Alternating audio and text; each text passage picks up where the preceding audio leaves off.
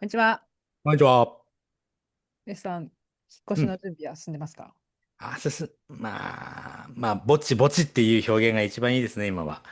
家具をね、うん、いろいろ家具とかベッドとか、いろんなものを写真撮って、うん、リサイクルショップのところにこういうものがありますんで、うん、で、うん、出張買い取りっていうのがあるので、うん、うん、それに出すための、整備的な感じをやってますね。うん。順調ですね。まあね。で、これ一気に持ってってもらうので、うん、まあ、一気に型はつきますね。あと持ってってもらえないものとかに関しては、廃品回収業者にお願いして、物たちは全部終わった。あとは、壁ちょっと傷ついてんなーってとこちょっと補修して、うペンキ塗ってとかん。やろうかなとは思って、まあでも、別にやらなくてもね、直されればそれで敷金から引かれるだけなのうで、そっちでもいいかなん。とかいろいろ考えてますけど。そしてあれですよね、お別れパーティー第2あ、回。そうそうそうそう。8月の29日の飛行機のチケットうん、取ろうと思ってて。で、28日にちに那覇で飲うん、み会第2回、よし、さよならパーティーやろうかなと思ってます。うん。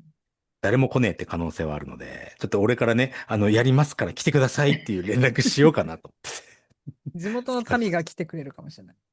まあ、那覇だったら来やすいですからね。ね。ううん、うん、ん。うん。で、そこで飲んで一泊して、次の日の飛行機でビシーっと帰ってやろうかなと思いますね。うん。うん。楽しみですね。ねえ。ホームレス。なんかエイブ言ってたんですけど、うん、あの、普通は、うん。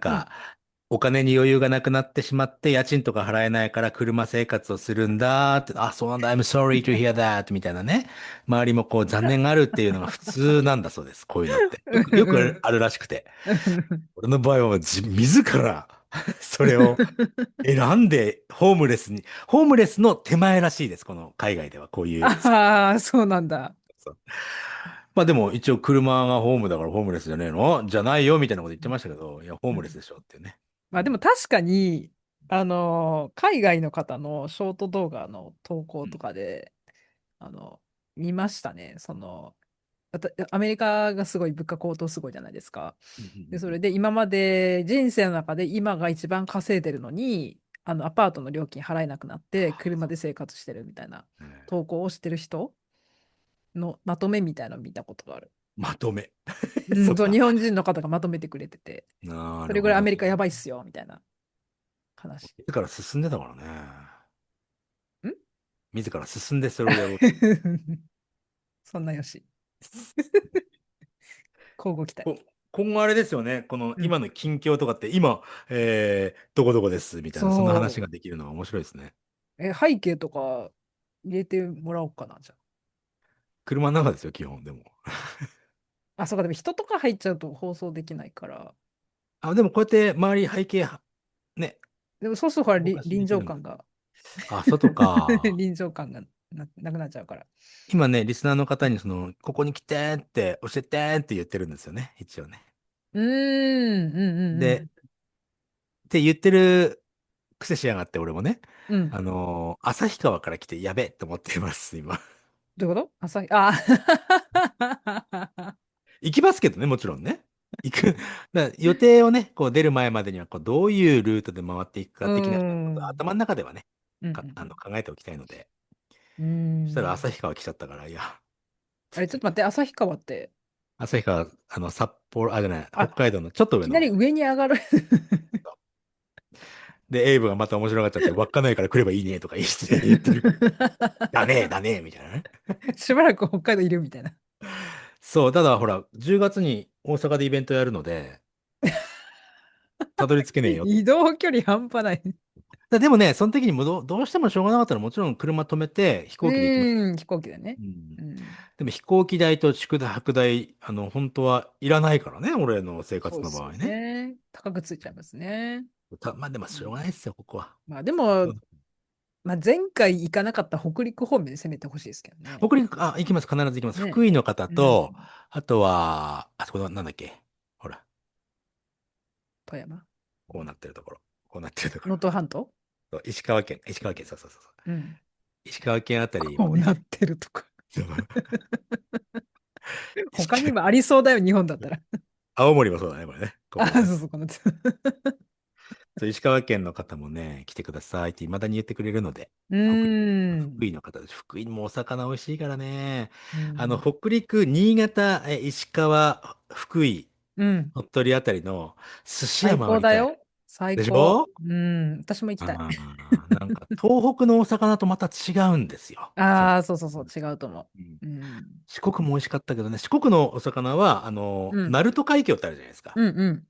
あだからるある。すごくこう、お魚、すんごく筋肉質でコリコリしてるんですね。もう最高っすね。うん、で、東北の素晴らしい。方は、リアスうん。式海岸って岩手のところにあるやつで、うんうんうん。潮がぶつかるところに魚がいっぱいあるので、潮の流れえー、に乗ってくるやつらなので、あ、だらーっとしながら来るので、わがますごい柔まボディになっらかいんです、だから。ちゃってる。うそう、ん。だからとろっとしちゃうの。筋肉ないから。俺食べたら多分ね、こんな感じだよ。うん。あ、じゃあ、北うん。陸の魚は、まあ、中山きんに君ばりの。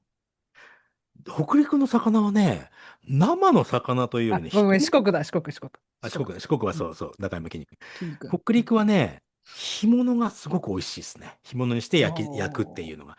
おー、栄養満点。リスナーさんでいっぱい段ボールでね、いろんなうん。魚、送ってくれたことがあって、全部干物うん。で、そう焼いて、お袋と一緒に美味しく食べましたね。へー、楽しね、み。あの、景色とかには本当に興味がないんですけど、人と話すのと食べうん。物ね。買い物ね。ね。あ、まあ、あと、サうん。ウナ。サウナね。いいこと言うじゃうん。ないの。温泉も外せない。そう。そうだよね。そう。うん。なんか、楽しいな、俺。あっち側良くないですか？なんか温泉とかいっぱいありそうだもん、北そう、陸。北海道とかもね、なんか、うん。本当は北海道の寒い時に行きたいんだけど、ちょっと雪でうつるんと滑っていろん事故のことな、もそう、ね。装備の問題があるからね。ただ寒いところで飲む熱燗の日本酒と干物の焼いたやつを七輪で焼いたやつ。最高じゃないの？沖縄で最高。できないから、そんなこと。本当に。うん。最高ですね。うん。やばい、何を、これでリスナーさんに、旅をする目的は何ですかって言われてたんですよね。でも、ヨッシーの場合は、その人に会うことじゃないですか？そう。今回は、学校とか塾でうもいいんですけど、ん。教育関係者に会って、うん、いろんな話を聞いて、今の自分に何ができるかって、やっぱう日本の英語ん。教育変えたいと本気で思うん。ってますからね。うん。うん。教え方は変えることはできるだろうけども、実際にその学習要項とかがあるので、やらなきゃいけないうん。ものとか、あと先生はそれだけやってるわけじゃないので、うん。いろんなそのしがらみがあるんですよね。うん。うん。うん。でそこの中で教え方を変えるっていうのはどこまで俺ができるのかっていうのを、やっぱりその情報の収集をまずしたいです。うで、いろんん。な人に会って、で、つながりたい学校、ですね。そう、つながってっうて、ん。で、2週目ぐらいでもし自分うができることを広めてん。いくっていううん。集会にしようかな。うん。うん。うん。ね。うん。うん。うん。うん。っうん。うん。ていう、その目的っていうのは、主なところ、まあ、主なところはリスナーさんと会って、なんか、美味しいもの食べてワイワイ騒ぐなんですけど、相変わらず。うん。あ、でも、学校教育に関わってる方のうん。場合は、なんていうのかな、一人つながったら、そこから横のつながりとかは、ある持てと思います。そうな感じはしますよね。うん。うん。俺がね、今予測立ててるのは、これ聞いてる英語の先生いたらごめんなさいなんですけど、英語の先生ってやっぱり文部科学省から指導されている、その教科書を使って、何月までにはここまでをやらなきゃいけないみたいなのあるんですうね。ん。それってその教科書のままやっちゃうと、どうしてもやっぱり文法がメインになってしまうんですよ。うん。そうですね。受験になるし。うん。それで時間制限があるとなると、そこに合わせて進めたりすると、結局詰め込みになっちゃったりとそう、か、詰め込みになるし、書くだけみたいな。あとは自分が教えた英語で、生徒が結局英語できるようにはならないんです。う今の学校教ん。育の場合ね。自分が教えたことによって、英語が話せる人が毎年作ることができないってなったら、多分ね、人は3年で腐ってしまいますよ。うん。なので、英語の先生って、なんか嫌われる人多いじゃないですか。先う生が嫌だったから英語嫌だみたいな。ん。それって先生のせいじゃなくて、やっぱうりやりん。方に問題があって、英語ができるようになる人たちを育てられるって思ったら、やりがいって、もう25、30年近くもう英語を教えてますけど、うん。やりがいの塊なんですよね。うん。何年経っても。だかうん。ら、そういうマインドに学校の先生がなって、英語を話せるう人材をん。育てるという教育ができれば、もう全体的に変わると思うんだよな。てん。いう、それをね、こう検証する旅にしたいです。うん。うん。うん。うん。まあ、よしは着々と進んでるってことそうで。そうそうそう。マインドもなんかセットされてきてます。うん。いい感じ。うん。ああ、そんなマインドセットが、イミさんはどんな感じですか、今週は。今週はね、うん。ちょっと、工藤周作にハマってます、今。工藤ちゃん。はい。工藤ちゃんだよね。探偵物語だで、ね。物語。はい。うん。松田優作。かっこいいよね。バックシティ、バックシテそうィでしょ？そうそうそうそうそう。かっそうです、そうです。こいいな私、高校生の時に、確か探ぁ。うん。偵物語、夕方かな、再放送やってたので、うんうんうんうん。録画して見てはいたんですけど、はい。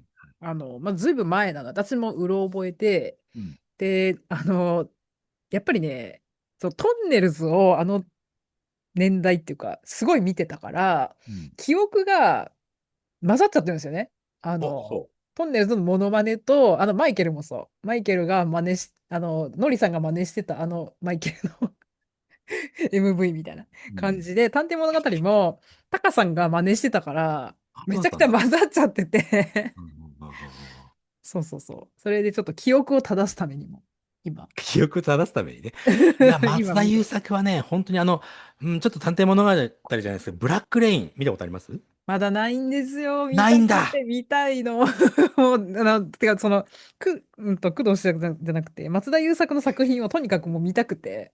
はいはいはいはい。うーん。太陽にほえるね。うん。太陽にジーパンデカ。うん、ジーパンデカね。ディアグスティーニ。皆さん、ディアうグスティーニググっん。てください。太陽にほえるわ。もう、松田優作、ブラックレインの松田優作、ほんとかっこいい。あれも。そう、見たいですよ。他もね、いろいろ見たいんですよね。ほとんどね、セリフがないんですよ。佐藤っていう役柄だっうたんですけど、ーん、そうそうそうそう。セリフあったかな？セリほフあっぼあんまない、ないっうん。ていうのは知ってる。でもね、その存在感やべえっすね、そうなんかやっぱあの人は。優作はね、存在感っすよ、やっぱり。ほんと。なんかいるだけでいいみたいそれ俺言われたことある。な。ヨシがいるだけでいいって。そう、いるだけでいい、あなた。喋らなそいでいい。さあ、れそういうこはそれで、とみたいな。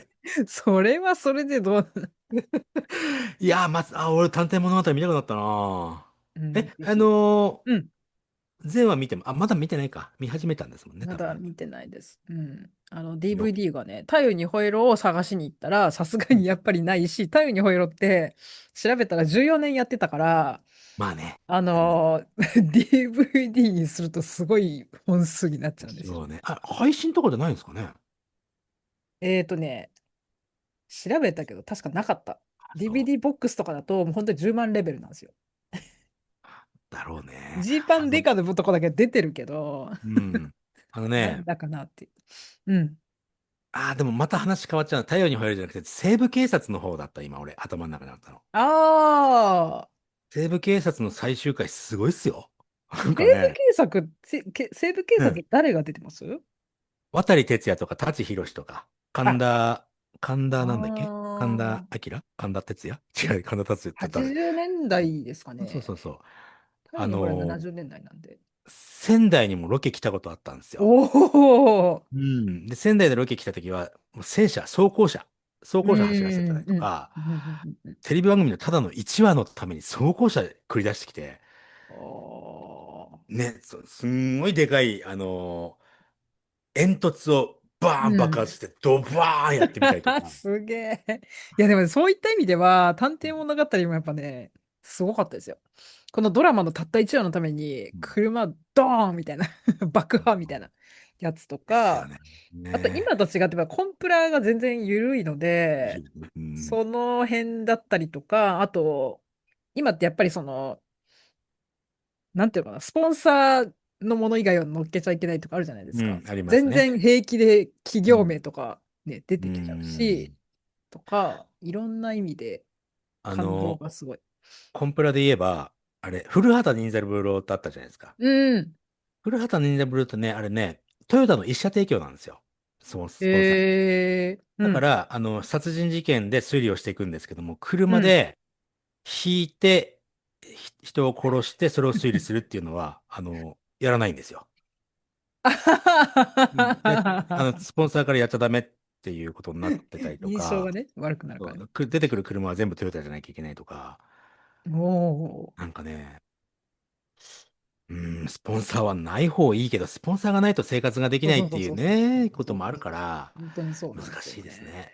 ういつからん。こんなコンプラでなんか息苦しい世界になっちゃったんだろいや、本当にね、それ見ながらしみじみ思ったんですよう。ね。うん。なんか随あの、分変わったんだなと思って。クレームを言ってくる人、うちの、ゴーゴーエブ会の方にも何人かいうますけど、ん。それは単に自分が気に入らないからクレームをつけてくるだけなんですよ。うん、うん、うん。コンプラというよりも。うん、うん、で、うん。俺そういうの人に負けないので、通うん、常はテレビ局とかにクレーム入れたらそれで申し訳ございませんとかって言われるんでうん、しょわかうん、んないけど。うん、うで、うちん。に言われたら、いや、こういう理由でこういうふうにやってますが、そこはあなたはどう思いますかって俺、メール返信するんですよね。逆にそしてなんか、問いかけ。何回かやってると、もういいですってなるわけですよ。その程度のマインドで、自分が気に入らねえからっつって、なんか文句言ってきて、なんか相手よりも上の立場になりたいと思ってるかわかんないけど、うで、やりん。込められて、もういいですっつって、だったら最初から言ってくんなよと。お前らのせいでメディアが面白くなくなってんだぞって、俺いつも言いまうす。ん、そうこんなこと言うと俺、ね。上ちゃんにまた、そんな、嫌なよしさまやめてって言われちゃうから、言わないけど、うん。いや、もうこういうブラックよしみたいなのね、結構いますから。たまに編集でカットするときあります。ごめんなさい。でもやっぱりさ、コンプラってわかるよ。それをうん。出すことによって、放映することによって傷ついてしまう人がいると。うん。それっていうのは、まあ子供もそうですよね。子供には見せたくないからドリフは見せないとか、うん。いろいろあると思うんですけど、それって親が決めることじゃないと思うんですよ。う子ん。供が見てこれは不快だ、これは見ないようにしようっていう選択権っていうのは子供にあるべきだと思うんでうすよね。ん。まあ子供持ってねえくせしやがってでかいこと言ってんだよって思いますけど、俺はね、自分でね。うん。でも、その選択権がないっていうことは、判断力の低下になっていくと思うんですよ。うん。確かに。悪いものも悪いもので世の中にあって、あ、こういうことやっちゃいけないよねとか、うん。うん。そういうことを知らないと自分がやっちゃうことになっちゃうんじゃないのとかね。う思っちゃうけどな、ん。それ間違ってる考え方なのかな。うん。困るよね、こんなことぶん投げられてもね、イミさんね。すごい困いや、ったでも顔してる。なんか、うん。息苦しい世のいや、中だなとは思いますけど。たださ、いいことは、LGBTQ に関うん。しては、傷つく人もいるっていうので、そこは気使うっていうのはありうだと思うんですよ。それん。もね、もっともっと進んでいったら、LGBTQ の人って本当に周りにいっぱいいるんですよ。でもうみんな生きづん。らくなっちゃうから言わないだけで。うん。うん。でもそれが、ちゃんと表に出してもいいんだって彼らが思って、で、もっともっうん。とそういう人たちと知り合う機会が増えうたら、ん。差別がなくなっていくんですよね。う結局ん。知らないから怖いから差別しちゃうっていう、やっぱりうそういう流れがあん。るので、あ、海外の人に対するのもそうかもね。あ、そうかもね。それはあるかも。うん。ゼノフォビアって言います。そういうのは、英語では。フォビアっていうのはええ恐怖症って意味があって、うん。うん。ゼノフォビア。ゼノっていうのはね、なんうかスペル難しいんですけど、ん。なんで、知らないものに対する恐怖。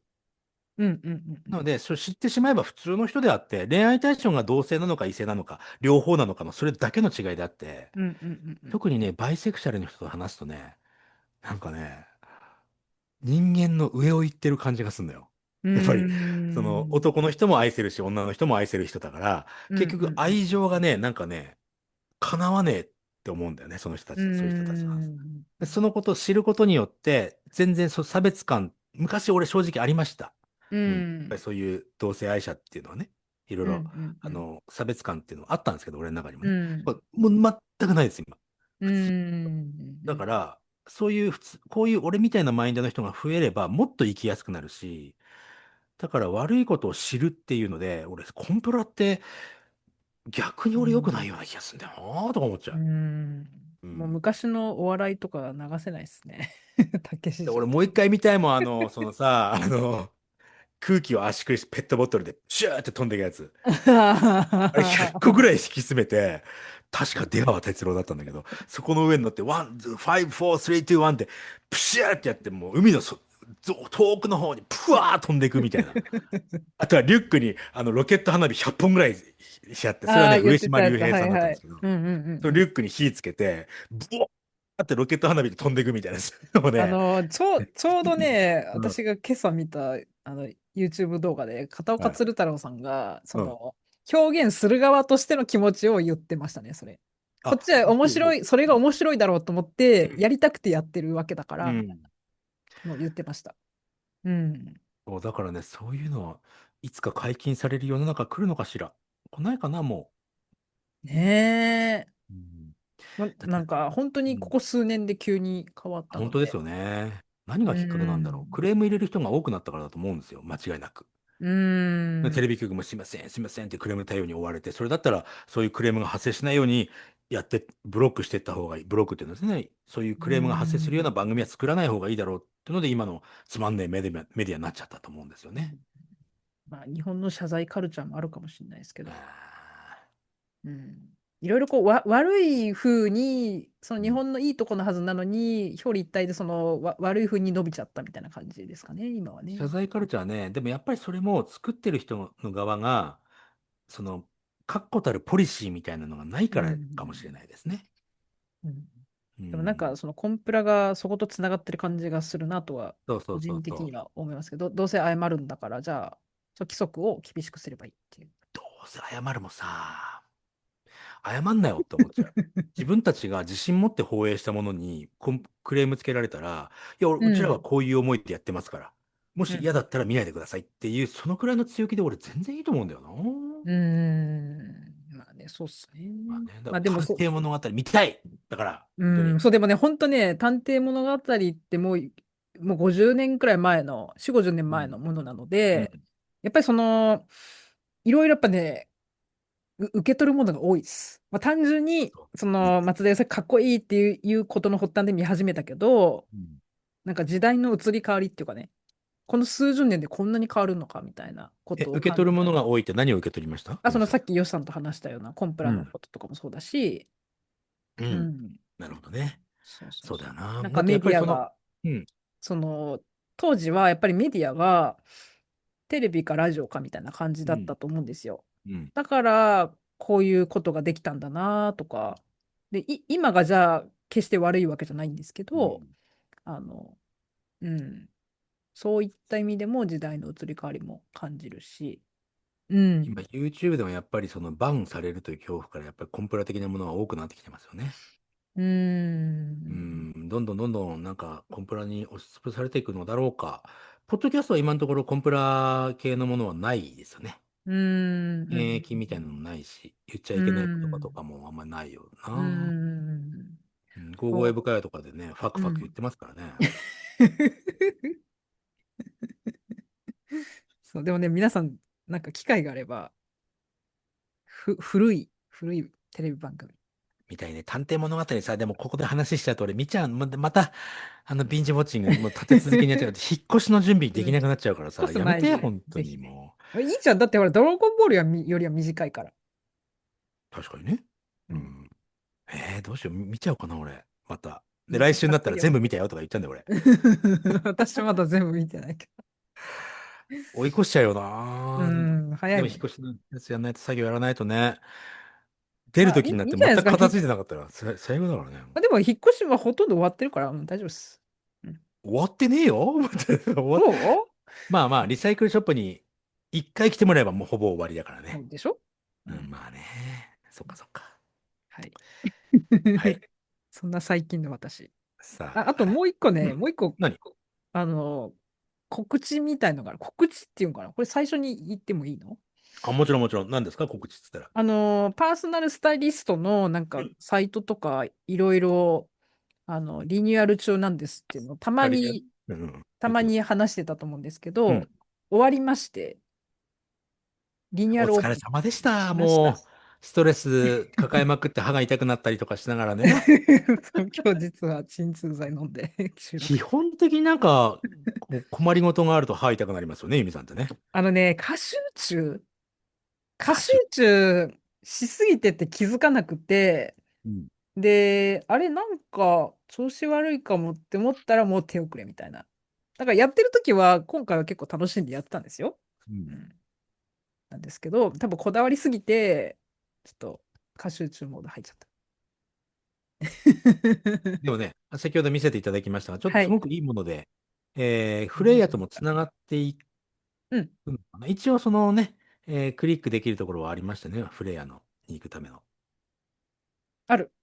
うん。うん。オールライトある。リザーブあたりの時のところクリックできるとか、プロフィール。私のプロプロフィール。フィールとかね。うん。うんうん。そうです、そうです。なので、一応すべてつながって、料金とかもうん。全部確定したものがあったりとか、あとは、そうです、そうです。一番やっぱりでかいのは、まあ、英会話教室で言ったら無料体験コースみたいなね。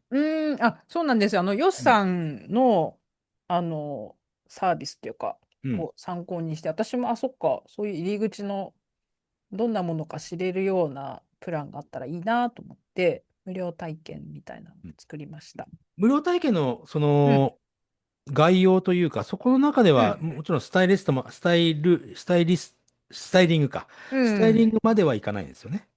本人の希望によるかな。うん。一応50分時間がうん。あるので、うん。その無料体験の方も、事前ヒアリングシートって言って、こう、アンケートみたいな、カルテみたいなものを、作るんですけど、はい。回答してもらって、はい。それをもとに本番のオンライン面談に挑うん。むんですけど、本当に具体的にこういうものが相談したいっていうのがあるんだったら、そこのヒアリングシートに書いといてもらえれば、その時間内でやることはできます。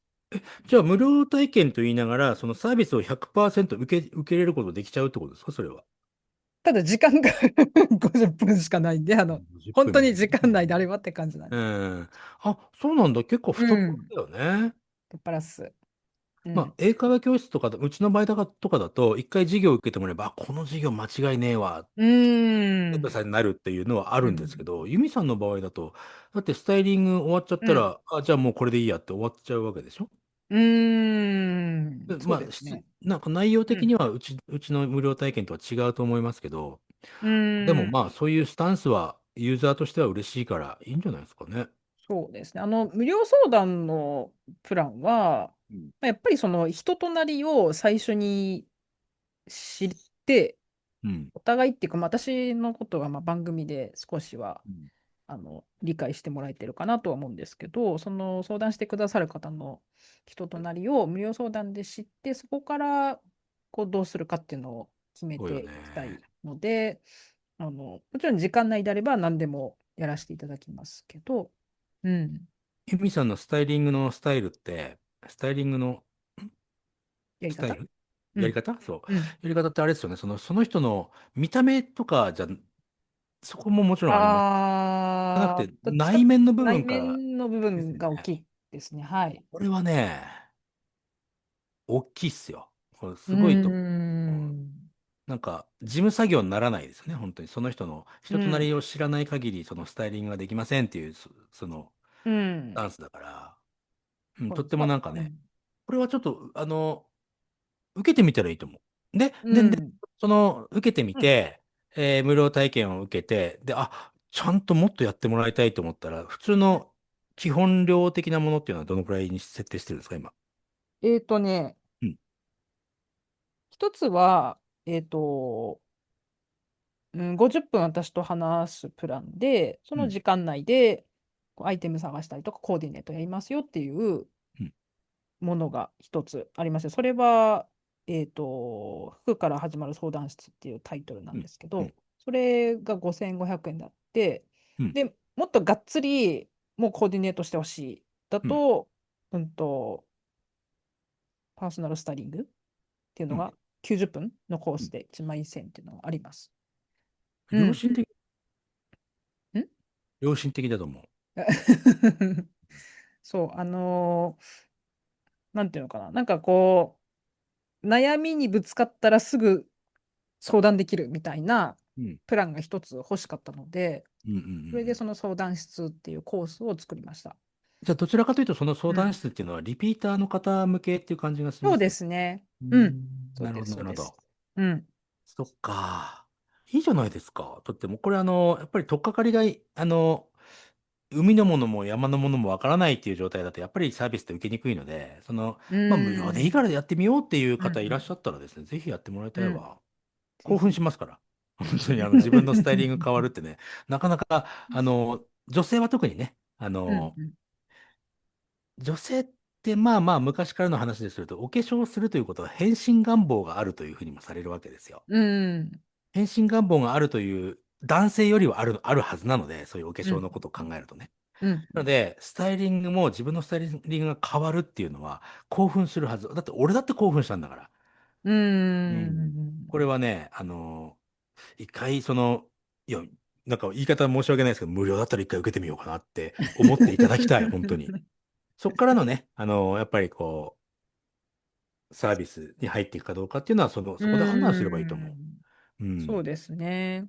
まあ、その無料相談の時間を有効的に使って、どういうふうにしたいかっていうのは、本人の希望にも合わせさせていただこうかなと思うんでそうね。すけど、うん。まあ、私としては、ちょっと会話をして、ちゃんと相手のことを知ってうん。から、次のステップに進みたいなと思ってます。そう。ううん。ちもね、その無料体験コース、普通の授業も50分なんですけど、うん。全然知らない人とお話をする、その無料体験の50分ってやっぱりあっという間過ぎてしまうんですよ。うん。あ、なので、そうそうそう、そうなんですようん。ね。うん。なので、そこの中で、どういうふうになぜ英語を勉強したいですかなとかっていうのは、そこの中じゃなくて、事前に俺も聞き取ってます。うんうんうんうんうんうん。どういう経緯で英語をやるようになったんですか？今後何か目標があったりするんですかとかね。うん学校ではどういう勉強してましたか？自分ではどういう勉強してましたかって、とりあえずやっぱりチャットとかでうやり取りをしたん上で本番に臨んで、じゃあすぐ授業やりましょうってうんいう感じにするので、本当時間もったいないです。時間が短いです。50分っうて。ユミさんもね、ん。満足してもらえるようなサービスの内容にね、どんどんどんどんブうん。ラッシュアップしていくでしょうし、はい。いつかユミさんがね、そっちの方で私生活できるかもしれないねと思ったら、よっさん私キャンピングカー買いましたって始まるかもしれないよ。うん。でもほ、も私の場合はでもな、海外行っちゃうかも。うん、うん。ホームレスズ。まあ、ユミさん実家があるからいいよな。ううん、ん。そうそうそう。通俺称。何もないからさ。ううん。ん。そうそうそうそ確かに。それは結構安心材料かも。う。まあ、それはありますよね。うん。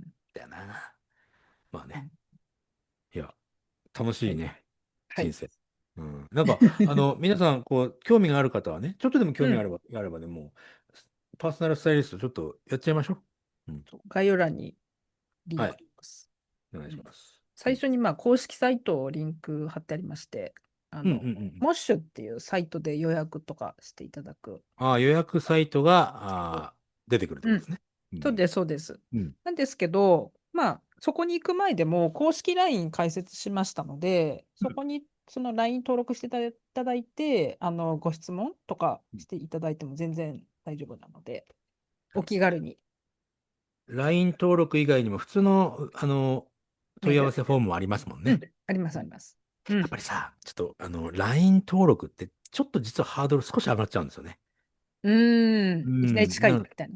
いきなり近くなるっていうか、うん。サービス受けるかどうかわからないものと対して、友達登う録なかなかしないですね。ーん。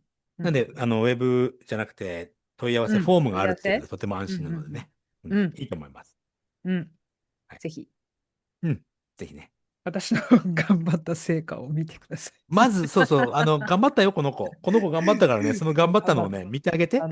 歯食いしばってから。あ、痛くそれなんかないようにね。楽しんでなさそうだね。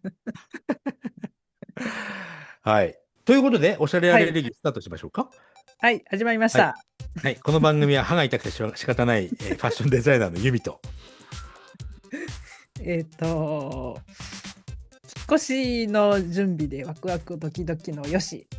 でも探そんな、偵物語に邪魔されてしまいそうなよし。はい。そんな二人がお送りするファッションカルチャーについてゆるく話す番組です。はい。はい。今日は何の話をしましょうかっていう話をね、さっきチャット GPT と話したん3ですよね。人で会議しました。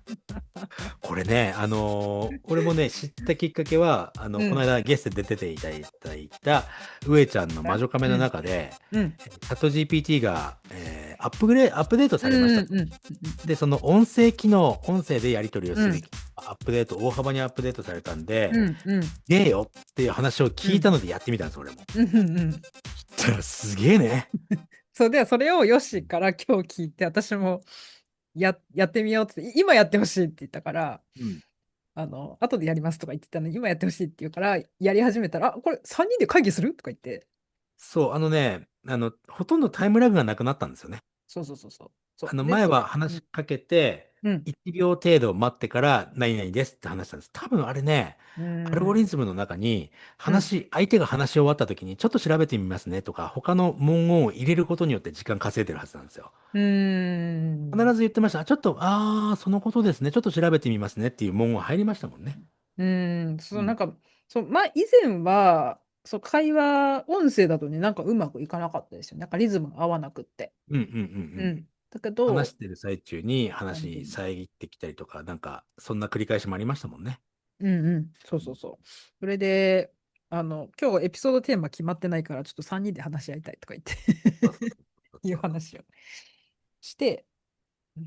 で、AI の話いいかも。まあ、最初、ヨシが、日本人って Google みたいな感じで う AI を、んう AI んを使ってる人が多いような印象があるうん。けど、もっと海外の人みたいに、組織の構成でしたっけ？組織の構成とか、うん。うん。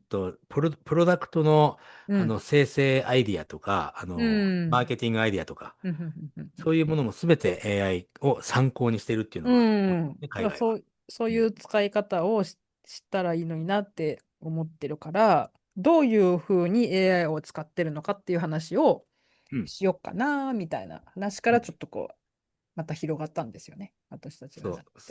そうね。うん。ゆみさんってどういう使い方してます？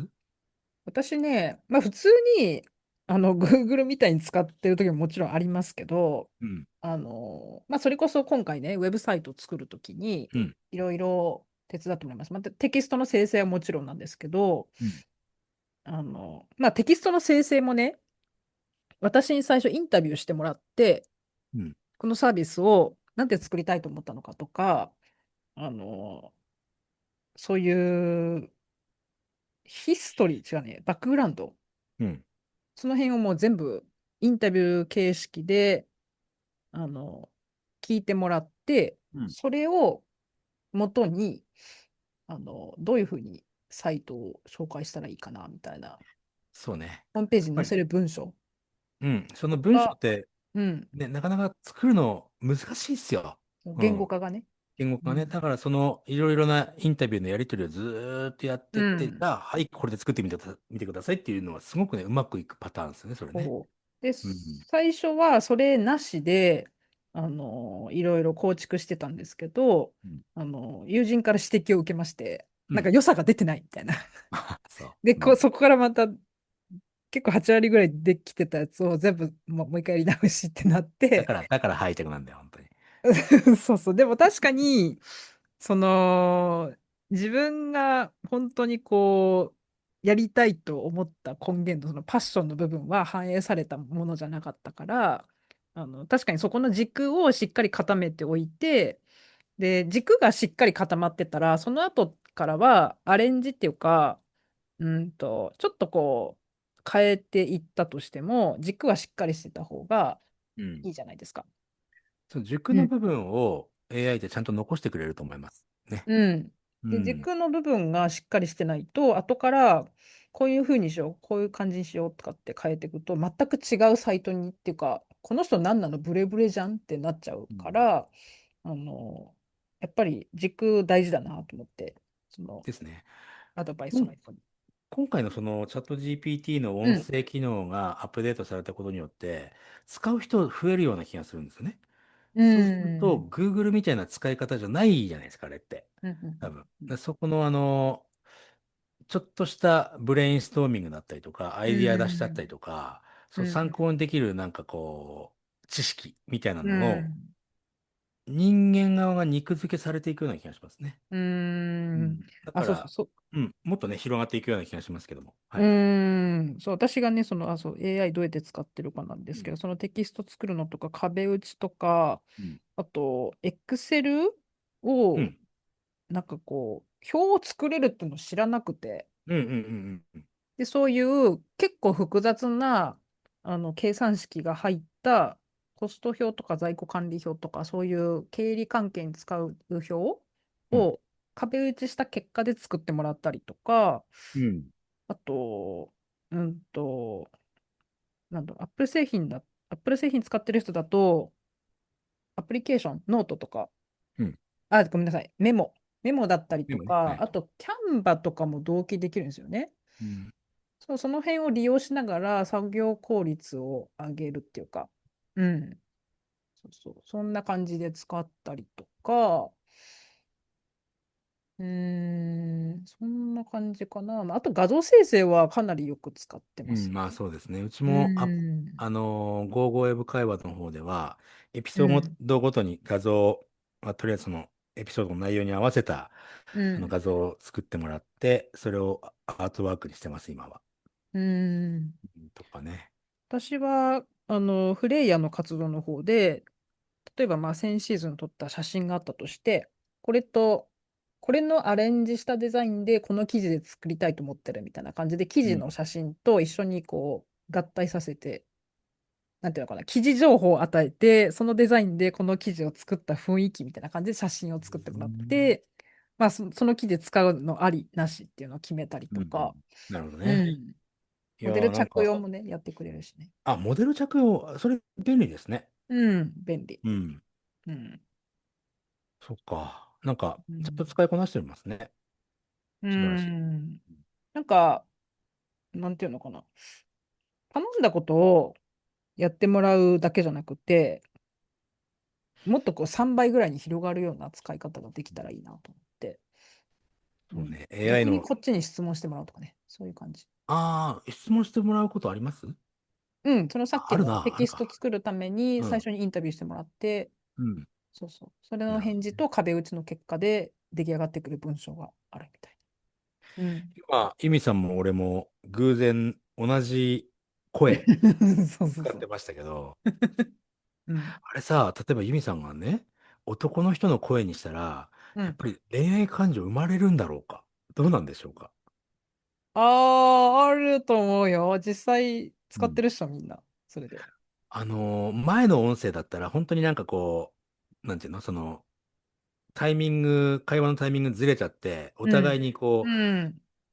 う、インタラプトなんですか、邪魔してみたうりとかん。うしてました。ん。さっきもありましたけど、喋ってる時に、うん。あっちが喋ってる時に、こう、ちょっとした間に、俺が喋り出したら、うん。相手止まってくれるじゃないですか。うん。うん。うん。で、ああ、ごめんごめん、どうぞどうぞって言うと、相手は、あ、どうぞどうぞって言ってみたうん。りとか、うん。なんか、それってもう普通の人間の会話でよくね。発生することをしてますもんね。うん。これ、あの話しましたよね。その映画、はあね。そう、うん。番組でも、うん、多分これ3前した。つとも出てますけど、ハうん。ート、ブレードランナー2049、あとエクスマキナ。そう。うん。はあの場合は声だけ そ AI で、そのう。うん。声の相手に恋をしたっていうような、うーこのん。人の話でしたよね。そう。で、でブレードランナーは、うん。映像として映し出されるんだけど、物質としては存在しない AI。そうそうジョイ。そうそう。うん。うん、上位ね。そう。で、エクスで、マキナは、うん、実際にうん。人の感じ。人のそう。感じっていうか、その、物理的に知の、存在してるっていうね。うん。物理うん。的に存在して知能も持ってる うん。AI。だけど、多分人間より頭が良くて、最後とんでもないことになるっていう。まあ、最後はね、あれはもう本当怖かったけど、うん、ありえるみたいな。あり得ると思う。うん、あり得るし、あり得るし。うん。うで、ん。そうなってくると、このね、不気味の谷っていう言葉があってね。うん。うん、うん、不気味の谷っていうのは、ある程度そのロボット、私はなんとかロボットですみうたいなね。ん、うん、見た目もカクカクしててとか、うん、だんだんそれが人間に近くなっていって、で、人間なのかロボットなのか見分けがつかない時点で、うん、俺ら人間の感情が怖いと思い始めるわけですうよ。そん、の怖いと思い始める、その、境目が不気味の谷っていうふうに呼ばれてうん、るわけです。うん、うん。今まだ大丈夫でしょ？不気味の谷ないかな？うん。単純に、私、その AI と会話してて、うん。こんなとこまで覚えてたんだってびっくりすうん。ることはある。でもそれもなんか不気味の谷の一つなのかな。不気味レベルに思ううん。時がある。ええー、みたいな。こ怖っっていうのはもう不気味の谷の足一歩入ってますよ。うん。でもね、それで、それを越したらどうなるかってチャット GPT 聞いたら、まだうん。誰も経験したことがないから分かりませんって回答があったんですよね。うん。結局、まだ、ロボットだってギリギリ分かる物理的な人形うん。なわけですよ。うん。でも、物理的な人形だけど、目が全く動かないから、うん。ある程度人間の目って、動いてるものを追うじうん。ゃないですか、うん。うん。動くから。うん。うん。でも、ああいう人間たちは全く動かないから、それ時点でもう俺は不気味だなと思うんですよ。うん。こんなにリアルっぽいのに目が全く死んでるみたいなね。うん。なんか少しどちらかというと死体に見えちゃうかな。ああ、なるほどね。で不気味の谷の感覚を味わわせないために口の横にこう棒の線をね、あえて入うれるとかってん。いうのはやるんですけど、これ今後本当に、だって3年4年チャット そうそう、あ、GPT。そうそう、チャット うん、GPT に聞いたら、チャット GPT 自体は2020年、2022年の初頭かなうん、に発表されてて、3年半、あ、後半か。うん、だから3年半でこんだけ進化したから、うん。すごい本当、あと3ことだ。年。なんなら長いスパンで見たら10年は長すぎるね、今はいや、ね。全然、うん。あと3年したら、わかんないよ、もう。誰がねえ。誰が人間か。でもそれもそうだけど、人間がやらないことうん。がどう変わるのかな、みたいな。まあ、私たちも当たり前にやってる、なんていうのもうやらなくなったことで、昔は人がやってたことっていっぱいあるじうん。ゃないですか。はい。それが何になるのかなみたいな。あ、俺さっき AI に聞くの忘れたな。ん人間にできて AI ができないことって何ですかって聞こうと思ったんですよ。すっかり忘れてました。というか。聞いてみる？ちょっとうん。ゲスト出演頼む？今っていうかさ、その前にさ、うん。ヨシが AI どうやって使ってるのか聞きたい。俺はね、アイディア出しがほとんどですね。まあ、なるほど、イングリッシュでもうん。例文作ったやつで作ってもらったりとか、うん。あとは、今後旅をするにあたって自分ができるこうん。とっていうどういうことがあるのかな。うもういろん。んな話をした上でね。で、オね。うん。さっきちょっと話した、やっぱり学校の教育変えたいっていうのがベースに俺あるので、うん。うん。うん。どうすればいいかなっていうので、学校の先生とかにも会いたいなーっていう話をしたら、こういうふうにしたらいいんじゃないか、こういうふうにしたらいいんじゃないかっていうアイディア出しをしてくれたりとうかはしてますね。基ん。本俺アイディア出しかな。うん。うん。うん。うん。うん。で、AI にやってもらうっていうよりそれを自分がやるっていう、そのための、ううん、ツーん。ル、あくまでもツールですね、俺の中では。うん。うん。うん。なるほどね。うん。うん。ユミさんの仕事っていうのは AI には、まあ、できるところもね、たくさんありますけども、うん。ああ、でも AI100% っていうのも、やってるインダストリーやってます産業として。ああ、デザインとかもやってんじゃないですか、みんな。そうか、そうするとう人間のん。出るところなくなってく？物理的に作るのは人間でできないけど、デうん。ザインを出したりとかうん。は、AI にみんなやってもらってますね。うあん。のよく最近は音楽もね、よく作ってくれますけども、ただ出来上がってくる歌詞がうん。薄っぺらいんですよ。うーうん。ん。みんなの笑顔を見てみたいとかって、ソウルがない。全然ダッサと思うわけですよ。それと同じで、そのデザインとかもやっぱりソウルがないというか、響うかないものをん。作ってきたりします？君たちは。そうかな。なんか、仕事で絡んでるデザイナーさんが作ったやつとか見たことあるけど、まあ、それらしいものは出してきてたけどね。うん。うん。私そっかそっか。のやつは違うんだけどなっていうのばっかりだけど、まあ、その組み合わせ、色の組み合わせとかうん。が見たかったやつを出してくれるから、まあいいかって感じだけど、うん、自分の感性の補助的役割でいいと思うんだよな。まるっきり、任せちゃうと、みんうん、なの笑顔を見てみたいっていうのを連発するようなね。あうの、ん、本当になんかね、全く心に響かないんですよ。うん、何にも響かないの。う AI が作る歌ん。詞って。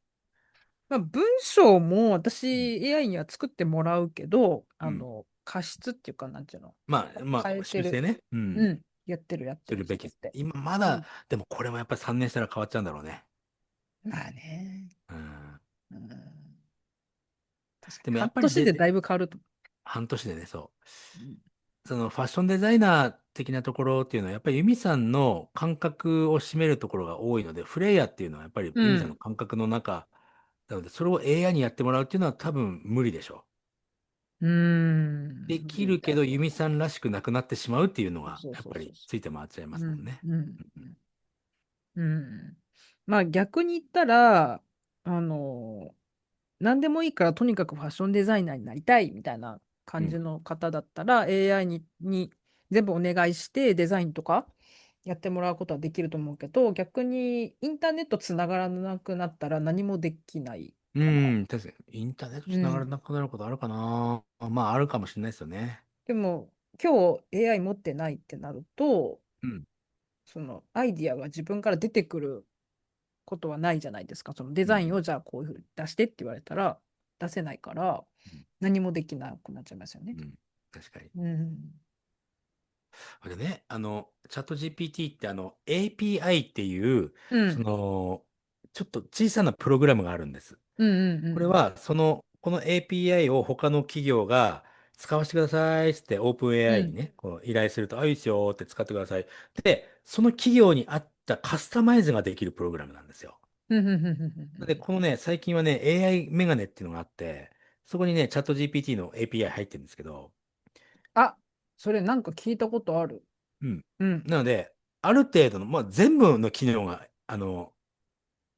オープンされるわけじゃないんですけど、例えば見たものの翻訳をするとうか、相手が言ったんうんうん言葉を翻訳する程度のことはネットつながってなくても、うんう API がんもう全部やってくれるんですようんね。うんなので、もう自分のネットがつながってなくても使える API っていっぱいあるので、うんうんうんうんだからいろんなものにチャット GPT の技術が採用されてますって、例うえば洗ん濯機とかね。うん。うんうんうんうん中の汚れ度合いをこう感知してみたいな、そういうのっていうのは、もっともっと便利になっていくと思うので、うんまあ、俺は楽しみですけどね。うどのぐらい便利になんるのか。怖いって思う部分はそんなにないかな、俺。うん今ね、うん、人間にできて AI にできないことは何って聞いてみたんだけど、うん。結論から言うと、今の AI にできないことは意外と少ないおけお。れど、うん、人間だからこそ価値があることはまだたくさんあると思う。うん。例えば。これ、例え極端だな。本当にうん。生きること。AI は疲れたと説明できるけど、疲れを感じることはできない。なるほどね。人間は朝日が気持ちいい、恋をする、大切な人を失って泣く、温泉に入って生き返ったと感じるという体験そのものを持っている。うん、AI はその体験を借りて言葉にしているだけ。うん。まあね。あと、2番目がね、せ最後の責任を負うこと。確かにね。AI は提案はできるけど、会社を作る、お金を投資する、結婚する、子供を育てる、手術をするというような人生をかける決断の責任は負えない。責任を負うのは必ず人間。あと、本物の信頼感を築くこと。あ、でも本物の信頼感かわからなくてうん。恋愛しちゃって、結婚した人とかいませんでしたっけ、AI と。あ、いる。ね。ニュースになってましたね。まあ、うバカなのっん。て言いたいけど、でもそれはその人の本気でそう思ってるからやうってるんだって、バカにはできないんだけどん。さ。うーそう。このん。人とだからこの人だから仕事をお願いしたいという信頼は、その人の行動や約束の積み重ねから生まれる。うん。例えば同じ服でもユミさんが作ったから欲しいとなるのはデザインだけじゃなく人柄や歩んできた道、考え方まで含めて信頼されているから。これはよし言えるね。よしさんの授業を受けたいいや、となるのは、俺の授業は英語ができるようになるって、受けると気づくから受けるんだよって、俺の人柄なのか人な。柄とか歩んできた道、考え方まで含めて信あ頼されている。なぜなら、ポッドキャストを聞いているから。よしを知ってるから。じゃないの？あ、そうかもね。うそれん。はあるかもしれないですね。うん。確かに、この本物の信頼関係に気づく。そうね。うん。4番が新しい価値を社会に持ち込むこと。うん、AI はこれは 過去、AI じゃなくて、これ人間にしかできないこと。人間がしかできないこと。うん。AI は過去の知識を組み合わせるのは得意。でも、うん。こんな生き方があるんじゃないと社会そのものに新しい方向を示すのは多くの場合人間から始まる。芸術家、あ、確かに、だって新しいことは AI は提案できないからね。そう今までの過去にあった過去のデーことをトタだからね。ータルでうん。真ん中、中央値を持ってくるっていうのが そう AI ですそうそからね。うん。うそうそう。芸術家、研究家、起業家、冒険家、彼らが最初に一歩踏み出して、その後 AI が広げる。うん。ああ、これもだね。偶然を楽しむこと。AI は効率を求めがち。ああ、そうだ。効率めっちゃ来る。うん。うんまあ、そりゃそうだよね。でも、そこを求めてる今の人間の社会っていうのがあるので、まあ、ちょっと 確 AI かに優位にな。なっちゃう人もいるだろうね。効そう。率重視してるう人は。ん。人うん。間はドライブで知らない道に入る。旅先で偶然入った喫茶店。市場でたまたま見つけた古着。そういう偶然から人生変わることがある。そうそうそう。これはすごく人間らしい。ね。まあ、こんな感じなんだけど、うん。実はこれから価値が上がる人っていうのは、AI 時代は知識がある人よりも体験がある人のうん価値観がどんどん上がると言われている。まあ、うん。AI に聞けば知識なくたって分かっちゃうわけだからね。そうね。うん。例えば、世界を旅した人、ブランドを立ち上げた人、うん人を笑顔にした人、失敗して立ち直った人、家族と一緒に何かを作った人、こういう経験は AI には持てない。うーそうよね。ん。人間の価値ってやっぱりでもそれもさ、AI が今度物理的な体をゲットした時にどうなるか変わっていくかっていうのはあるかもしれないですよ。まあね。で、まあ私のチャッピーの考えとしては AI は人間の代わりというより人間の能力を何倍にも広げる道具になっていくと思っている。うん。うん。まあそうですね。あくまでも AI ツールですから、そこうー勘違いしないで使い続けん。た方がいいですよね。と思っちゃう、俺も。うーん。うんうんううーんん。だからね、これ聞いてる方で AI あんまり使ってないわーっていう人ね、一回音声試した方がいいわ。うん。そうっすね。今回試すもの多いですね。AI 試すでしょあとは、パーソナルスタイリスト試すでしょ試そう。うん、試し会です、今回は。うんそう、音声はね、私作業しながらこれいいかもなと思った。そうね、うー話し相手みたいになりん。ますもんね。そうそうそうそうそうん。う。うどんなん。こと話すんですかゆみさん、そういう時って。何そういう時って。どういうその時？作業しながら喋るって何を喋るんですか？なんかわかんないこと聞いたりとか。とああか、なんか、今思ったんだけどさ、みたいな。話し相手よね、要するにね。なんか壁打ち壁打ちとかは、でも、こういいかも。今さ、ちょっとうん、思ったんですけど、うん、AI って基本的にはどんな人でも喜ぶ中間点を言ってくるわけですうよ。ん、うん、システム上ね。っうん、てなると、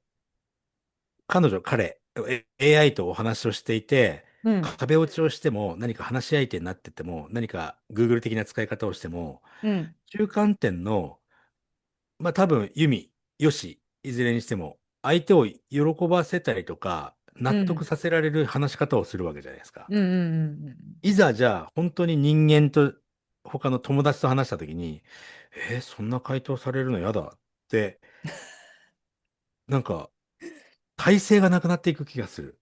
あー、それは気に入らないことも返ってあるくるわけじゃない。かもな。う人間として。ん、うん。大丈夫かな？でも今の人間、ほら、コンプラがあるからあんま言わないから。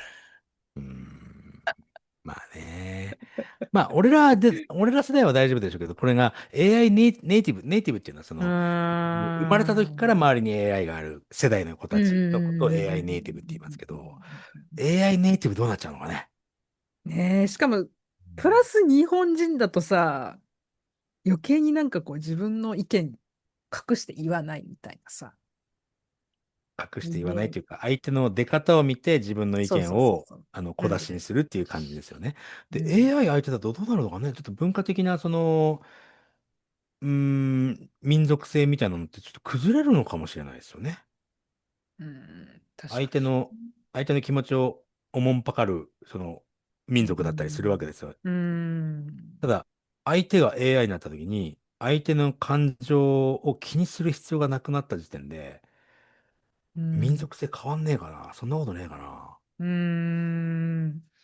まあでも今さ、思ったんだけどさ、その中間を取って回答はしてくれるけど、私うん。の友達で厳しめに意見してほしいみたいな設定にしてる人とかいた。ああ、賞賛は不要っていう設定はできますよ。うん。うん。だからそ何言っても、このとりあえず褒める。設定にもよるんじゃないの？まあね、デフォルト設うん。 定、でもそこの設定をいじってる人ってあんまりいないので、気づいてないよね、みんなね。うん、そう、設定できるってことも知らないしね。うん。賞賛コメントはいらずに、うん。あえて自分が発言したことにうん。対して、うん。指摘をする意見のやり方をしてくださいっていう設定はできるのうん。で、うん。だからしないでしょ、あまり。うん。うん。まあみんなそういうふうに思う人少ない。うん。あとは優正直否しくされたい。定されたくないからさ、だから、褒められたいからね、俺もね。う褒めん。られて育つ。犬と一緒だから、俺も。ほんと。だからさ、まあ、デフォルトの設定のままにしてるけどね。うん。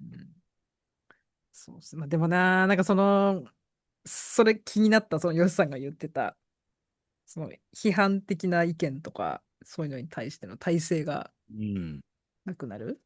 さっきのコンプラと一緒ですよ。うん。ドリフ見た世代だから、こういうのはやっちゃいけないとか分かってるけど、知らない世代は、それが悪いことなのかどうかっていう判断もできない。ああ、そうね、うん。確かどうなっていくんに。だろうね、世界ね。面白いな、でもな。ねえ。うん。うん。うん。この、この時代に生まれてよかったなって本当に今思いますよ。う携ーん。帯電話っていうのも固定電話しかなかった世代からうん。スマホになっていったうん。移り変わりが見れるから、トーそうだ。タルでうん。いろんなもの、パソコンもそうですよ。パソコンうもそうだん。し、トータルで見れるんですよね。俯瞰して見れる。うん。もし確かスマホしかに、知らなかったらさ、スマホの知識しかないんだもん。うん、確かに、ヨシさんとか私より5歳下になるともう違うけど、うん。全部経験してきてるから、そうそうそそのうそ家電からポケベルになって、う。うん。携帯になって、スマうん。ホになって、そうそうそうで、メそディアも途中でパソコンが出てきてね。う。うん。うん。インターネットのカクカクした時代を知ってるのは私ギリギリだと思うんですよ。うん。そうね。だ私より下のから、世代になると、うん。あんまり知らないから、その、回線が古かった頃。う俺、ん。電話回線のね、かけ放題プランっていうのがね、あのね、あったんすか、そんなの。うん、あったの。夜の11時から朝7時までかな。うん。回線つなぎっぱなしでも、料金一定遠っていう方でも。うん。遠方っえ、ていうか、インターネット使えるために。昔はインターネットほら、電あ話回線だったの。あ、うん。うんうんうんそのうんうん11時から6時までで、うんうんうん。もう回線が混み合って、なんだ、使い放題の意味ねえじゃねえかとかね。そういうのとかさ、やってたの。あとは、海外と電話するときには うん。KDDI でクソ高い電話代使って、うんうどんテレホンカードみたいな度数を気にしうんうながらね、んうんうんうんうん。電話してたとか、今全くそれないでしょ。ないね。うん。で、その移り変ない。わりを知ってるから、結局応用した考えができるんですよね。できるできる。ううーん。ん。一個しか知らないと、その他の考え方ができないから。うーで、ん。やっぱりそうですよ。ドリフ、そうですよ。ドリフのダメなところ知ってるから、ダメなことやっちゃいけないっていうの、それ全部繋がっちゃった。どうする？うーうん。ん。全部つながっちゃった。無理やり繋げてますけどね。ううん。ん。でも自分はお得な時代に生まれたなとは思ってまあ、す。そう思う。そう思う、そう思うーう。うん。ん。楽しみです。楽しみだね。でも、うん。俺さ、やっぱりでも、テクノロジーの進化は見たい。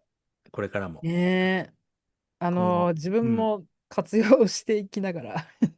ねえ、なんか、うん。本当にその人間とわからない、アニメとかね、SF の世界のうん。ような、ああいう風な一つ、AI ロボット、うん。アンドロイドかうん。とね、なんかやりとりしてみたいっすもんだって。うん。そこまで見れるかな俺生きてる間に。うん。意外と100歳ぐらいまでヨシさん生きるかもしれないから。絶対にないな。うん、わかんないよね。絶対わかんないもんね。うん、誰にもわかんないから。まあね。うん。いや、もうなんか、本当好きなことやって、志半ばぐらいで知っていくのが綺麗な気がする。でもさ、うん。私、5年後とか10年後とかどうなってんだろうな、マジで。どうなってんだろうね。生でやっねてると思うけど、俺。え。うん、なんか、なんか一個のことに縛られずにいろいろやってたいなとは思うけど、何やってんだろうなと思って。なんか自分の、その、持ってるセンスみたいなものうん。とかを活かせるんだったら何でもいいなって思ってるあ、から、それはそうでしょ。それは、そうそうそそうであるとう。うん。思いますよ、今後も。うん。そう思ってるから、なんかアパレルのポジションとか形、形態っていうのうん。服とか、すごい変わっていくと思うから、うなんかん。どうなるのかなって、なんか、え、今一瞬思いました。アパレルの形態ってどういうふうに変わっていくと思ってますユミさんは？なんていうか、大量生産、大量消費ってもうとっくに終わってるかうん。ら、うん。